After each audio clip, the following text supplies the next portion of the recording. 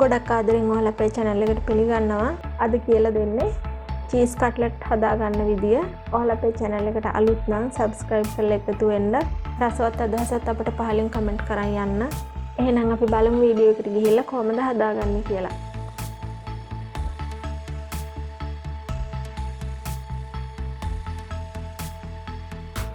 මේ cheese cutlet එක හදාගන්න මම අරන් තියෙනවා මාළු. ඔයාලට පුළුවන් මාළු වෙනුවට සැමන් පාවිච්චි කරන්න. මාළු තම්බලා කටු ඇරලා මේ විදිහට පොඩි කරගෙන තමයි අරන් තියෙන්නේ. ඊට පස්සේ අල සාමාන්‍ය ප්‍රමාණයේ අලගෙඩි දෙකක් අරගෙන තම්බලා ওই විදිහට පොඩි කරගෙන තියෙනවා. ඊට පස්සේ ඉඟුරු සුදු ලුණු පොඩිවට කපාගෙන තියෙනවා. කරපිංචත් පොඩිවට කපාගෙන අරන් තියෙනවා. ලොකු ලුණු ගෙඩියකුත් පොඩිවට කපාගෙන තියෙනවා. ඊට පස්සේ රම්පේ කෑලි දෙකක් අරන් තියෙනවා. අමු මිරිස් කරල් තුනකුත් ওই විදිහට කපාගෙන තියෙනවා. ඊට පස්සේ කුරුඳු කුඩු තේ හැඳි කාලක් භාගයක් විතර ඕන. රසායනික ලුණු ඕන. ගම් මිරිස් කුඩුත් රසායනික දාගන්න ඕන.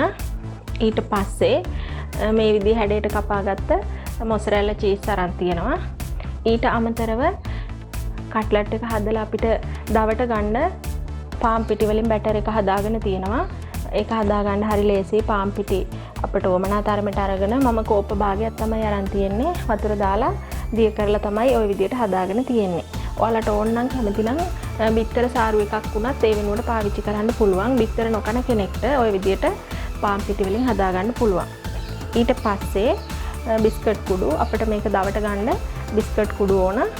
ඊට පස්සේ බෙද ගන්න පොල් තෙල් ඕන. ওই ටික තමයි මූලිකව ඕන වෙන්නේ. භාජනයක් ලිපේ තියලා රත් වුණාට පස්සේ අපි තෙල් හරි මාගරින් හරි දාන්න ඕන. මම තෙල් තමයි එකතු කරන්නේ. තෙල් තමන්ගේ කැමැත්තට අනුව අඩු වැඩි කරගන්න පුළුවන්. ඊට පස්සේ තෙල් ටික රත් වීගෙන එනකොට අපි ඉඟුරු සුදු ලුණු ටික එකතු කරගමු.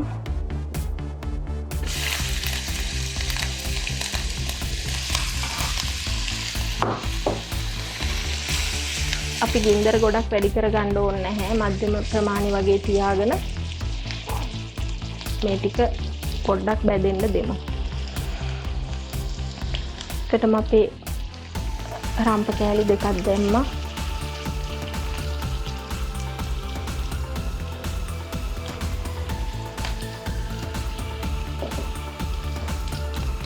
ඔය විදිහට රන්වන් පාට වේගන එනකොට අපි එකතු කරගමු කපාගත්ත කරපිංච ටික, අමු මිරිස් ටික, ඒ වගේම ලුණු ටික.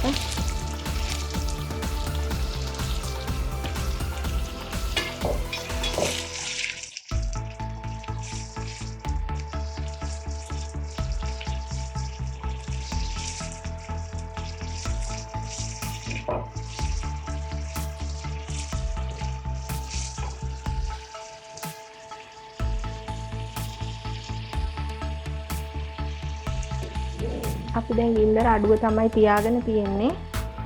අපේ ගම් මිරිස් කුඩු ටික එකතු කරගමු. ගොඩක් සැරට කැමති කෙනෙක් නම් ගම් මිරිස් කුඩු වැඩිපුර එකතු කරගන්න. එහෙම නැත්නම් මිරිස් කුඩු චුට්ටක් එකතු කරගන්නත් පුළුවනි. ඊට පස්සේ මම ලුණු කුඩු තේ හැඳක් එකතු කරනවා. කුරුදු කුඩු තේ හැඳි භාගෙත් එකතු කරගන්නවා. ඒක හොඳට කලවම් කරන්න ඕන.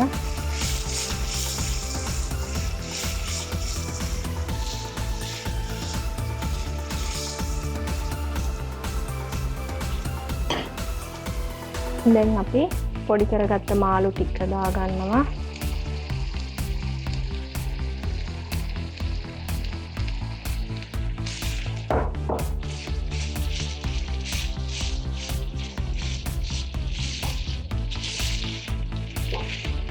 තම්බගත්ත මාළු වගේ දේවල් එකතු කරද්දී පරිස්සම් වෙන්න ඕනේ. කටු එකතු වෙන්න ඉඩ දෙන්නේ නැතුව හොඳට බලලා මාළු ටික කටු අරගන්න ඕනේ. දැන් අපි පොඩි කරගත්ත අලත් එකතු කරගමු.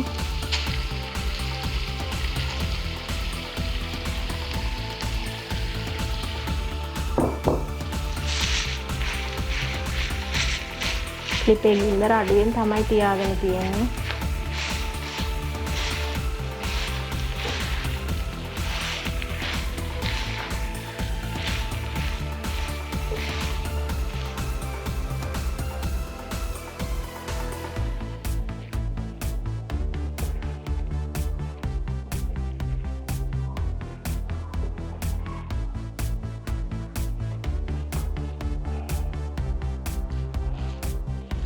අපි මේ වෙලාවේදී දාගත්ත රම්ප කෑලි දෙක අයින් කරගමු.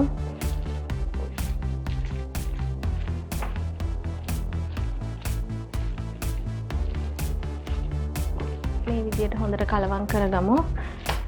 තෙත ගතිය මොකුත් නැහැ. තෙත ගතිය තියෙනවා නම් තව ටිකක් ලිපේ තියාගන්න ඕන. ඒ වුණාට තෙත ගතිය නැති නිසා මම දැන් ලිප ඔෆ් කරගන්නවා. අපි මේක නිවෙනකන් තියාගමු. අපිට මේක ගුලි කරගන්න නිවෙන්න ඕනේ. එතකන් අපි තියාගමු. දැන් අපි මේකෙන් කට්ලට් ගුලි හදාගමු. මම සාමාන්‍ය තරමේ ගුලි තමයි හදාගන්නේ. මේ විදියට චුට්ටක් තුනී කරලා අපි මේ හදාගත්ත මොසරෙල්ලා චීස් කෑල්ලක් මැදට තියෙනවා. ඊට පස්සේ මේ විදියට වටේට ඔතා ගන්නවා. දැන් මේ විදියට වට කරද්දි මෙතනට මදි වුණොත් එහෙම ඔයාලට පුළුවන් මේ විදියට චුට්ටක් උඩින් අරන් තියාගන්න. ඊට පස්සේ අතින් ලස්සනට හදා ගන්න ඕන කට්ලට් එකක් විදිහට හිටින්න.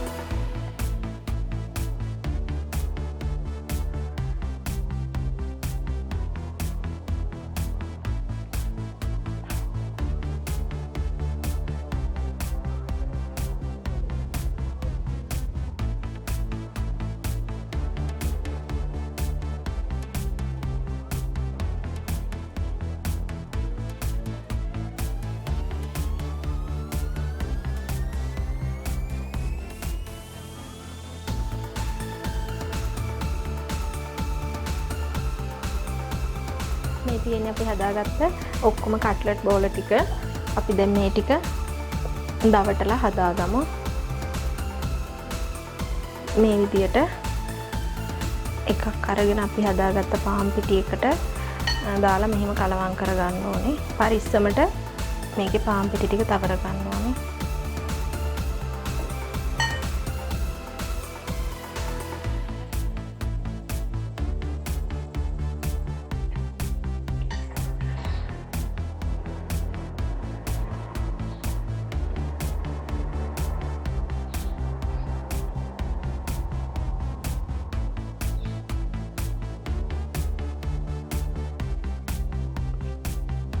මේ විදියට බිස්කට් කුඩු තවර ගන්න ඕනේ. ඊට පස්සේ මේ විදියට එකපාරක් දවට ගත්තට පස්සේ අපි ආයෙ පාරක් මේ විදියට දාලා පාන් පිටි බැටර් එකෙන් මේ විදියට දවට ගන්න ඕනේ.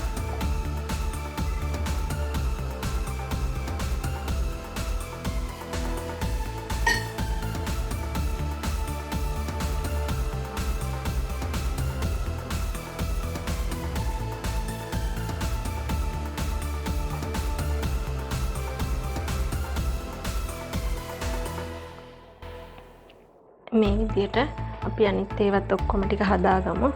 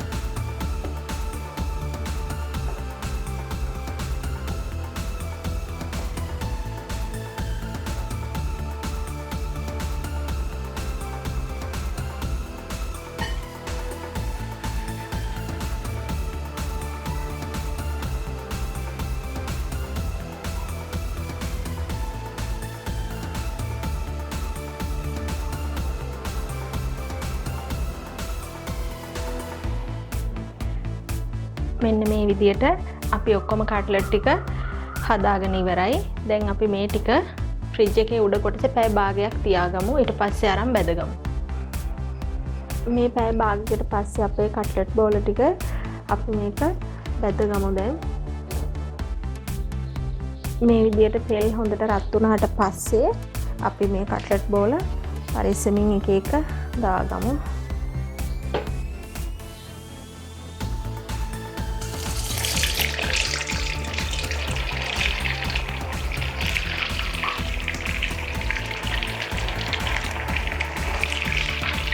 මේ විදියට ගින්දර අඩු කරලා තමයි බෙදගන්නේ. හොඳටම ගින්දර අඩු කරලා තියෙන්නේ.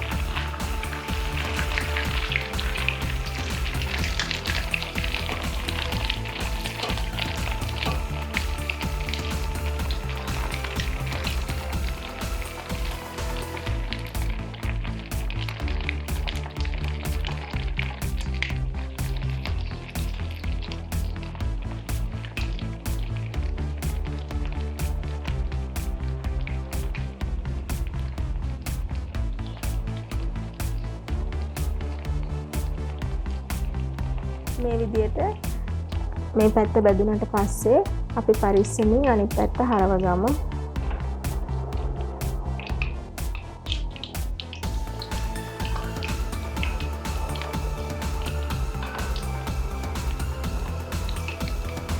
ඔය විදියට බොහොම හිමින් තමයි මේක බැදෙන්නේ අඩු ගින්දරේ තියෙන නිසා.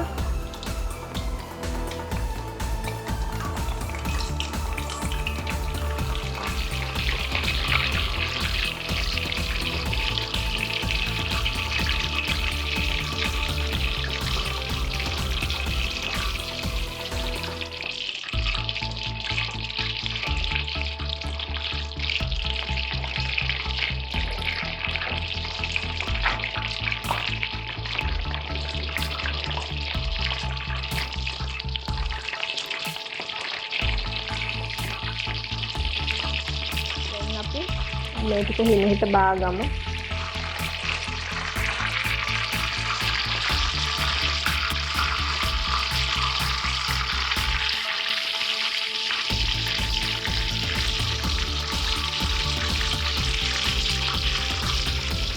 මේ විදියට අපි සේරම ටික බෙදගමු.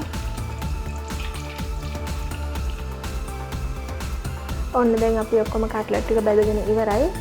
එහෙනම් මේ වගේම අලුත් වීඩියෝ එකකින් ආයෙ හමු